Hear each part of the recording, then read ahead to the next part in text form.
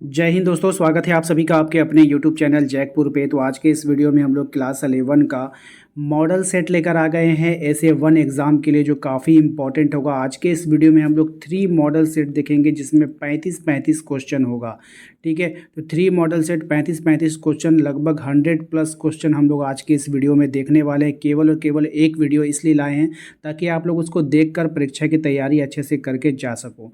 ठीक है, तो इतनी मेहनत से आप लोगों के लिए वीडियोस बनाया जा रहा है। इस वीडियोस के लिए मात्र हमने 100 लाइक का टारगेट रखा है, तो प्लीज़ इसको पूरा कर दीजिएगा।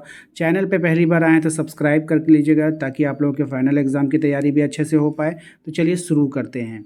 सबसे पहला सवाल देखिए, यहाँ पे आपको आ चुका है। जो इंग्लिश मीडियम के छात्र हैं वो इंग्लिश वाले सवाल पे ध्यान देना, हम हिंदी में पढ़ते जाएंगे, आप लोग इंग्लिश को कवर कर लेना। ठीक है, सबसे पहला सवाल है, हरित लवक के विभिन्न भाग निम्नलिखित में से कौन से हैं। तो हरित लवक का भाग आपको पहचानना है। तो यहाँ पे ग्रैना हो गया, पीठिका हो गया, पीठिका पट्टिका हो गया, ऑल ऑफ दीज इसमें से राइट आंसर हो जाएगा। ऑप्शन डी इसका राइट आंसर होगा। दूसरा सवाल है हमारा कि थाई लॉक वाइट झिल्ली का संबंध किससे है। तो इसका जो संबंध हो जाएगा वो हो जाएगा आपका, यह प्रकाश अभिक्रिया स्थल है, प्रकाश का अवशोषण है, ऊर्जा का स्थितिकरण है। तो उपरोक्त में से सभी हो जाएगा, ऑप्शन डी हो जाएगा। नेक्स्ट है आपका अगला सवाल है कि फोटो सिस्टम 1 तथा फोटो सिस्टम 2 का संबंध निम्न में से किससे है। तो राइट आंसर हो जाएगा इसका ऑप्शन नंबर बी, आपका P700 एंड P680।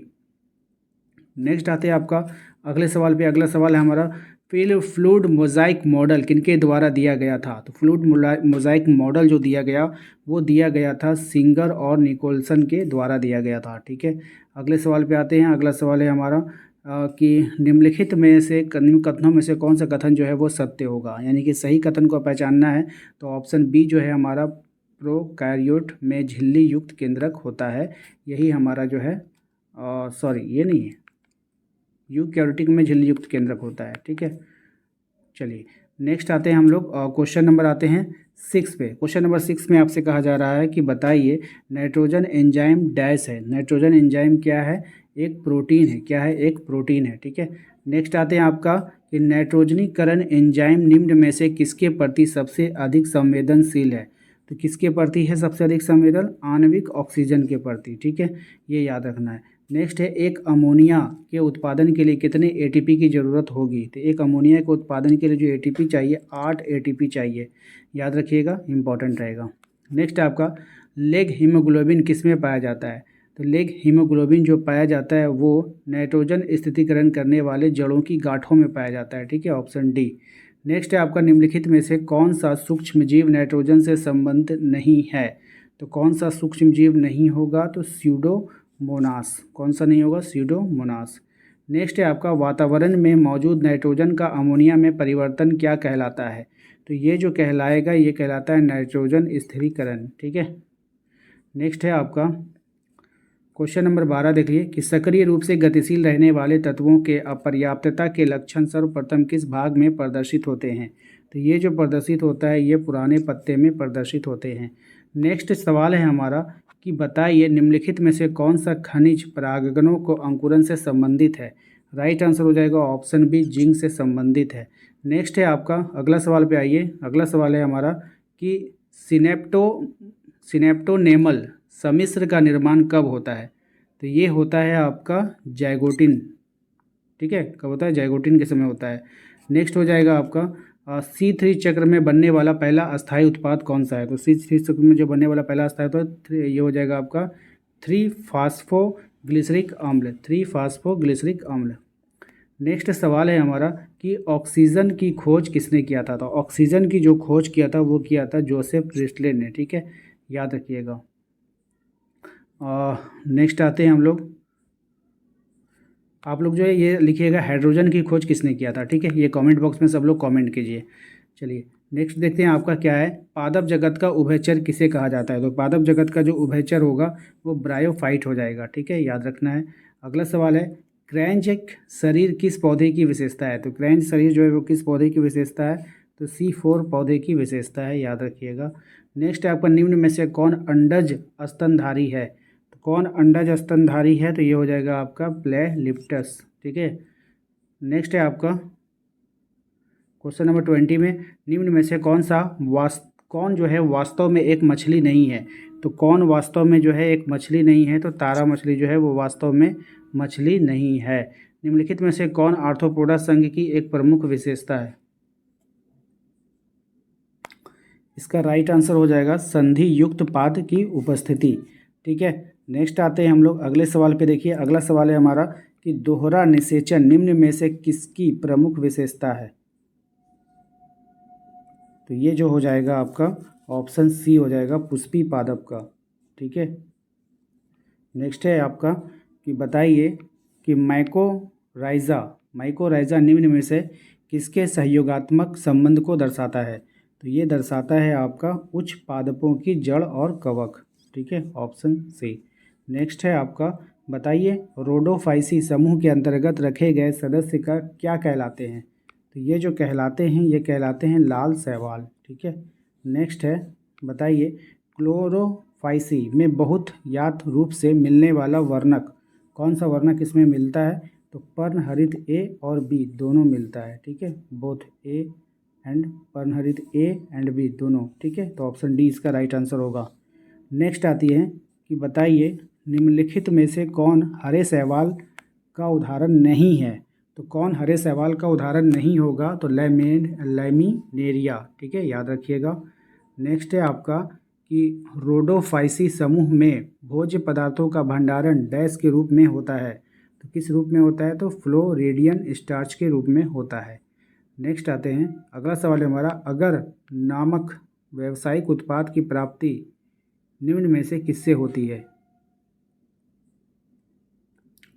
इसका राइट आंसर हो जाएगा आपका जिलीडियम और ग्रेसिलेरिया, यानी ए और बी दोनों हो जाएगा, ऑप्शन डी हो जाएगा।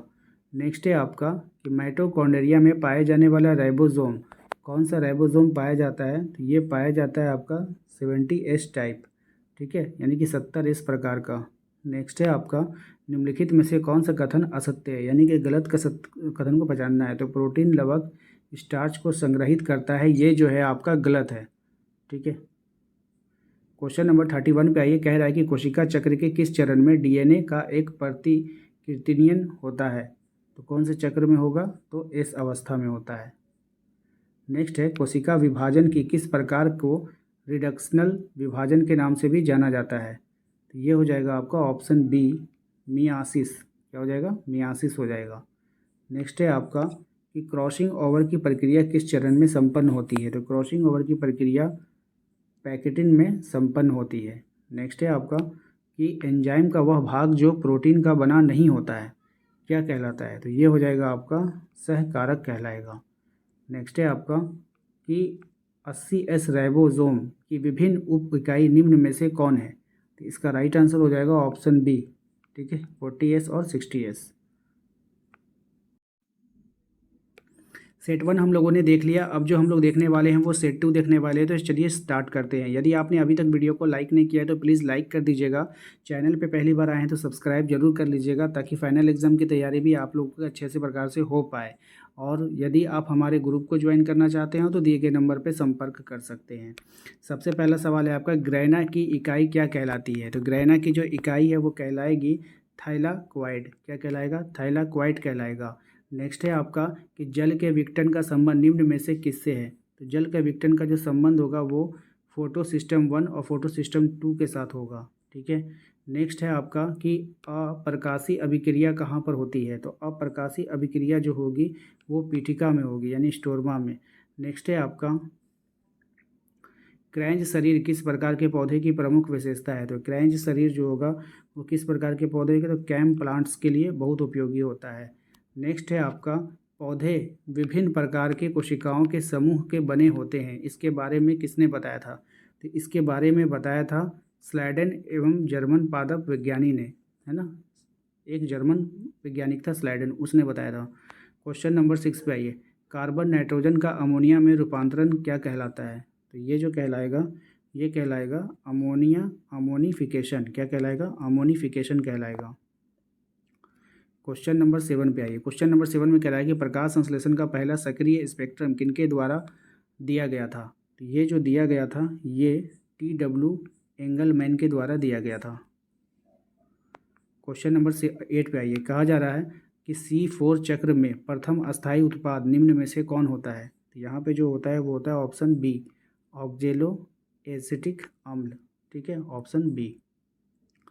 नेक्स्ट है आपका कि जीव संदीप्ति किस संघ की विशेषता है। तो ये जो विशेषता होगा ये आपका टेनोफेरा हो जाएगा। ठीक है, ऑप्शन बी। क्वेश्चन नंबर 10 पे आइए। मगरमच्छ के हृदय में कितने कोष्ठक होते हैं। तो मगरमच्छ के जो हृदय होता है ना उसमें 4 कोष्ठक होता है, याद रखिएगा। अगला सवाल है कि वायु कोश युक्त अस्थियां निम्न में से किस वर्ग की एक प्रमुख विशेषता है। तो यहाँ पर इसका राइट आंसर हो जाएगा बर्ड, यानी कि पक्षी। अगला सवाल है हमारा कि निम्नलिखित विशेषताओं में से कौन सी विशेषता स्तनधारियों से संबंधित नहीं है। तो कौन सी विशेषता नहीं होगी। तो ऑप्शन डी, द्विकोष्ठकीय हृदय। कौन नहीं होगा, द्विकोष्ठकीय हृदय नहीं होगा। नेक्स्ट है आपका मेटाफेज के दौरान गुणसूत्र जिस तल पर पंक्तिबद्ध होते हैं उसे क्या कहते हैं। तो उसको कहते हैं हम लोग मध्यवस्था पट्टिका। ठीक है, ऑप्शन ए। नेक्स्ट है आपका काइज़मा का निर्माण किस अवस्था में होता है। तो काइज़मा का जो निर्माण होगा वो डिप्लोटीन की अवस्था में होगा। नेक्स्ट है आपका किसी एंजाइम का प्रोटीन युक्त भाग क्या कहलाता है। तो किसी एंजाइम का प्रोटीन युक्त भाग जो कहलाएगा वो कहलाएगा एपो एंजाइम। ठीक है। नेक्स्ट है आपका मेलोनेट द्वारा सक्सिनिक अम्ल का संदमन डैश का उदाहरण है, बताना है आपको। ठीक है, राइट आंसर होगा इसका आपका प्रतिस्पर्धात्मक संदमन। ठीक है, इसको याद कर लीजिएगा। नेक्स्ट है आपका क्वेश्चन नंबर 17 में निम्न में से कौन सा कथन जो है वो असत्य है, यानी कि गलत है। राइट आंसर हो जाएगा इसका एंजाइम रासायनिक अभिक्रिया की दर को घटाता है। ये जो गलत है क्योंकि वो बढ़ाता है। ठीक है, घटाता नहीं है। नेक्स्ट है आपका कि प्रकाश संश्लेषण के किस चरण में जल का विखंडन होता है। तो कौन से चरण में होगा। तो PS2 में, है ना, यानी कि फोटो सिस्टम 2 में। चलिए अगला सवाल है C3 चक्र को हम इस नाम से जानते हैं। तो C3 चक्र को किस नाम से जाना जाता है। तो कॉल्विन चक्र के नाम से जाना जाता है। नेक्स्ट देखते हैं हम लोग अगले सवाल पे आते हैं कि लॉ ऑफ लिमिटिंग फैक्टर किनके द्वारा प्रतिपादित किया गया था। तो ये जो हुआ था ब्लैकमैन के द्वारा प्रतिपादित किया गया था। नेक्स्ट है आपका 5 जगत वर्गीकरण किनके द्वारा दिया गया था। 5 जगत का जो वर्गीकरण दिया गया वो व्हीटेकर के द्वारा दिया गया था। नेक्स्ट है आपका कवकों की कोशिका भित्ति किस पदार्थ की बनी होती है। तो ये जो बनी होती है वो काइटिन की बनी होती है।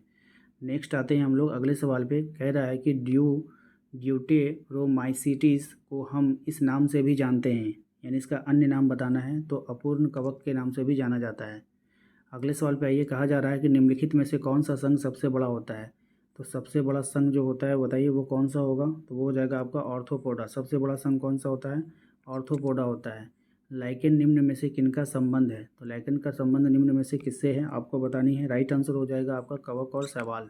ठीक है। नेक्स्ट है आपका वायरॉइड का एक प्रकार का डैश है। तो वायरॉइड एक प्रकार का क्या होगा, एक फ्री RNA है। ठीक है। TMB स्टैंड फॉर डैश, यानी कि TMB का पूरा नाम क्या होगा। तो इसका राइट आंसर हो जाएगा tobacco mosaic virus. Tobacco mosaic virus होगा। ठीक है, मोज़ाइक वायरस। नेक्स्ट है आपका विषाणु जो जीवाणु संक्रमित करता है क्या कहलाता है।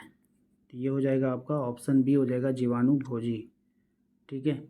नेक्स्ट वो प्रथम स्थलीय पौधा जिसमें संवहनीय ऊतक उपस्थित था। तो कौन था वो। राइट आंसर हो जाएगा ऑप्शन डी टेरिडोफाइट। लीवरवर्ट और मॉस किससे संबंधित है। तो लीवरवर्ट और मॉस जो वो संबंधित होगा आपका ब्रायोफाइट से संबंधित होगा। ठीक है। क्वेश्चन नंबर 31 पे आइए। कह रहा है कि वह जीवधारी जिसमें कोशिका भित्ति पूर्ण रूप से अनुपस्थित रहता है वो कौन सा जीवधारी है। तो माइकोप्लाज्मा। ठीक है। नीलहरी शैवाल एक डैश है। तो नीलहरी शैवाल क्या है, एक डैश है। तो ये हो जाएगा आपका जीवाणु है। क्या है, एक जीवाणु है। जीनोमिक DNA के अतिरिक्त DNA वृत्त क्या कहलाता है। तो DNA वृत्त जो कहलाएगा वो कहलाएगा आपका ऑप्शंस ए प्लाज्मिड। क्या कहलाएगा, प्लाज्मिड कहलाएगा। नेक्स्ट है आपका 70S राइबोसोम की उप इकाई क्या है।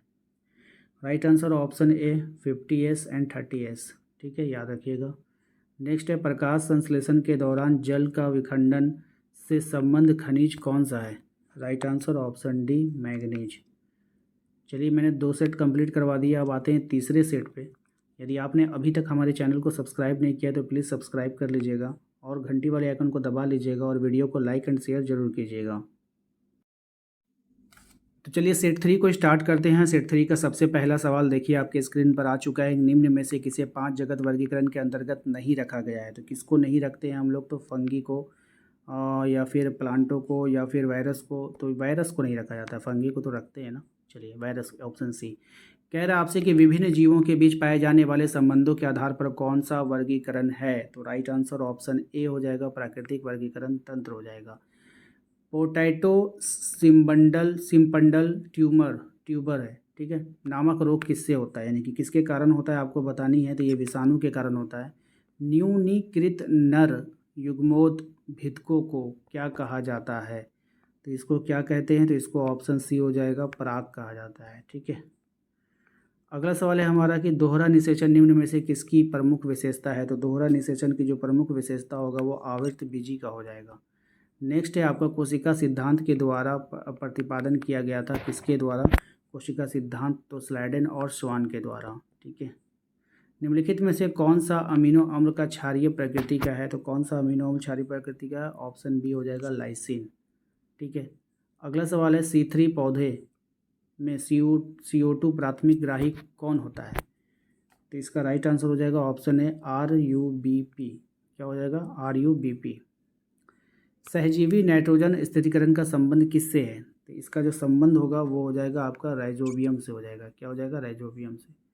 नेक्स्ट है अर्धसूत्री विभाजन के प्रोफेज 1 का अंतिम चरण कौन है। राइट आंसर ऑप्शन ए, पारगतिक्रम, ठीक है। अगला सवाल देखिए क्या है हमारा। कह रहा है अभिक्रिया की दर प्रत्येक डैश के परिवर्तन या दो दुगना हो जाती है, फिर पहले आधी रह जाती है।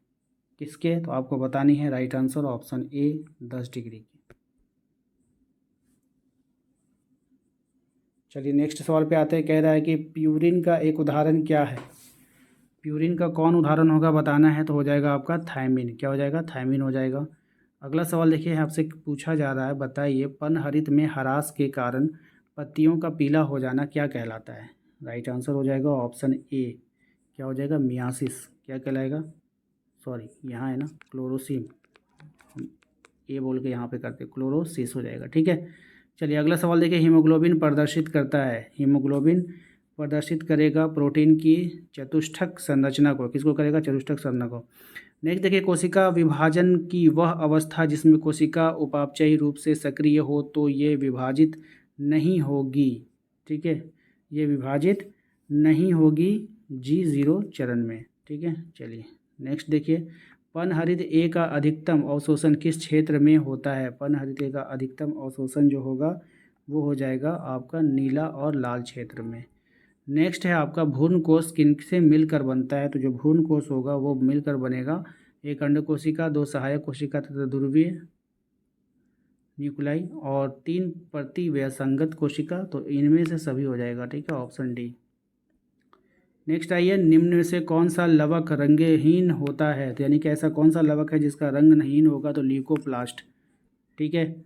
नेक्स्ट देखिए सेंट्रोमियर की अवस्थी के आधार पर गुणसूत्रों को हम भिन्न भिन्न वर्गों में बांट सकते हैं। कौन सा गुणसूत्र इसके अंतर्गत नहीं आता है। तो कौन नहीं आएगा? यूसेंट्रिक, यूसेंट्रिक जो है वो नहीं आएगा, ठीक है। अगला सवाल है प्रकाश संश्लेषण के लिए सूर्य का प्रकाश जरूरी है। सबसे पहले इसे किसने बताया था। तो ये बात इसने बताई थी इंजनहाउस ने। किसने बताया? इंजनहाउस ने। अंतरावस्था याद रखिएगा को हम इस नाम से भी जानते हैं। तो अंतरावस्था को जो जाना जाएगा वो विश्राम अवस्था के नाम से भी जाना जाता है। नेक्स्ट है आपका प्रोटीन संरचना में एन छोर पर स्थित अमीनो अम्ल होता है, कितना होता है ये बतानी है। राइट आंसर हो जाएगा आपका 4th अमीनो अम्ल होता है, ठीक है। इनमें से कौन नाइट्रोजन स्थिरीकरण से संबंधित है। तो कौन है भाई नाइट्रोजन स्थिरीकरण से संबंधित। तो क्लेमाइडोमोनास। क्या हो जाएगा? क्लेमाइडोमोनास।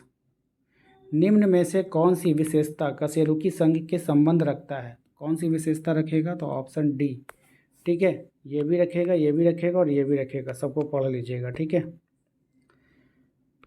पोरीफेरा संघ के सदस्य सामान्य रूप से क्या कहलाते हैं। तो ये जो सामान्य रूप से कहलाएंगे स्पंज कहलाएंगे, ठीक है। नेक्स्ट आइए भाई, अगला सवाल है आपका, शैवाल और कवक के सहजीवी संबंध को डैश कहा जाता है। क्या कहा जाता है? तो ये कहा जाएगा ऑप्शन बी, लाइकेन। क्या कहा जाएगा? ऑप्शन बी, लाइकेन कहा जाएगा। आकृति के आधार पर निम्न में से कौन सा जीवाणु जो है एक वर्ग का नहीं है? राइट आंसर हो जाएगा आपका शंक्वाकार जो है, ऐसा जीवाणु नहीं देखा गया है। जाति वृत्तीय वर्गीकरण तंत्र किस पर आधारित है? तो ये जो आधारित है ये ऑप्शन बी पर आधारित है, जीवधारियों के बीच प्राकृतिक संबंध। ठीक है। नेक्स्ट है आपका, विषाणु में प्रोटीन से बना आवरण क्या कहलाएगा? तो विषाणु में प्रोटीन से बना जो आवरण होगा वो कैपिस्ट कहलाएगा। ठीक है, कैपिस्ट। नेक्स्ट है आपका क्वेश्चन नंबर 30 में, दो केंद्रकों का संलयन क्या कहलाता है? तो दो केंद्रकों का जो संलयन होगा वो कार्योगेमी होगा। क्या होगा? कार्योगेमी होता है। अगला सवाल देखिए क्या हमारा कह रहा है कि प्रकृति वर्गीकरण के तंत्र किनके द्वारा दिया गया है? तो प्राकृतिक वर्गीकरण है, प्रकृति नहीं है। प्राकृतिक वर्गीकरण तंत्र किनके द्वारा दिया गया है? तो राइट आंसर हो जाएगा इसका ऑप्शन नंबर ए, बैंथम और हुकर के द्वारा दिया गया है। ठीक है। सभी प्रोकैरियोटिक जीवधारियों को किस जगत में रखा गया है? तो ये जो रखा गया है ये मोनेरा जगत में रखा गया है। नेक्स्ट है आपका, निम्नलिखित में से कौन सा अनुप्रकाश संश्लेषण तंतु जाल के अभिक्रिया में केंद्र को बनाता है? निम्न में से कौन सा प्रकाश संग्रहण तंतु जाल के अभिक्रिया केंद्र को बना देता है? यहाँ पे कौन बनाता है ये बताना है, तो क्लोरोफिल ए। ठीक है। फोटोसिस्टम 1 के अंतर्गत अभिक्रिया केंद्र का अवशोषण करता है। ठीक है, किसका अवशोषण करेगा भाई? तो ऑप्शन बी, 700 nm। ठीक है। क्वेश्चन नंबर 35 पे ये कह रहा है कि कार्बन डाइऑक्साइड का स्थिर कार्बनिक मध्यस्थ में परिवर्तन डैश कहलाता है। क्या कहलाएगा? कार्बोक्सिलेशन। ठीक है, ऑप्शन सी।